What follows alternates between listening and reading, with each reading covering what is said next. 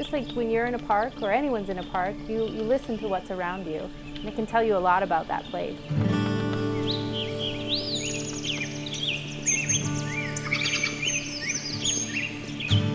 This area around us was impacted by the rough fire in 2015.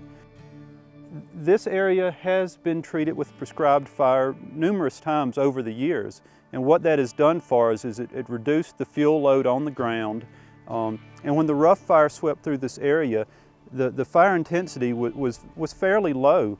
You know, and if we contrast that to this area just on the other side of the road, this area here has not been treated with prescribed fire previously. There's a significant difference in the vegetation community, you know, in a very short distance.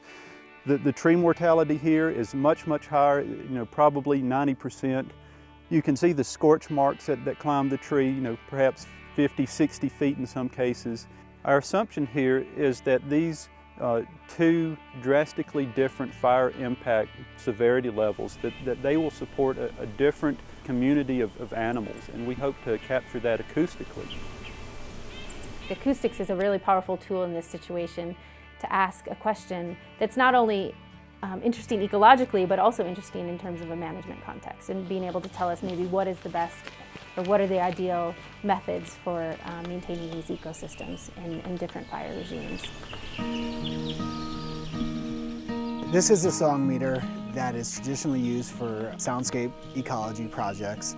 This is one of our sites. We have 9 total study sites, and this is one of 2 that is in an area where only the rough fire came through. Right here we have the acoustic microphone. This is the microphone that's picking up the vocalized sounds of birds, morning and evening birds and mammals, and more of the vocalized wildlife.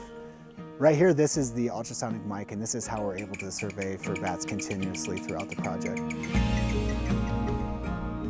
We came in here within a year after the rough fire and started recording, and through these recordings we're going to be able to measure how the animals collectively, the biodiversity, and also single species, whatever we choose, how they actually respond within a year after the wildfire, and as long as we want to record after that.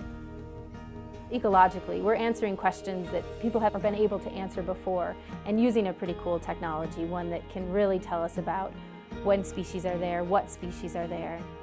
So here we are at another site. Now this one is different than the rough fire, only we have rough fire and a history of prescribed fire here. In contrast, you'll see a living understory, more green. We have more ground cover, green ground cover, a different forest structure that we expect to measure a different wildlife community.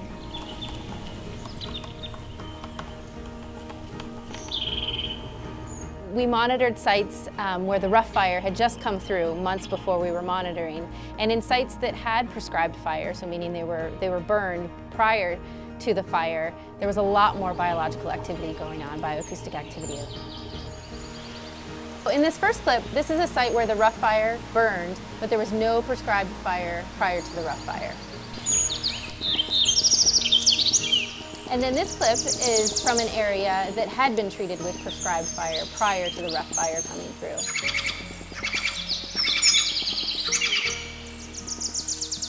From these preliminary analyses, what we're seeing is this is exciting evidence that we can use these acoustic monitoring tools in order to look at the impact of fire and different types of fire on the forest ecosystem.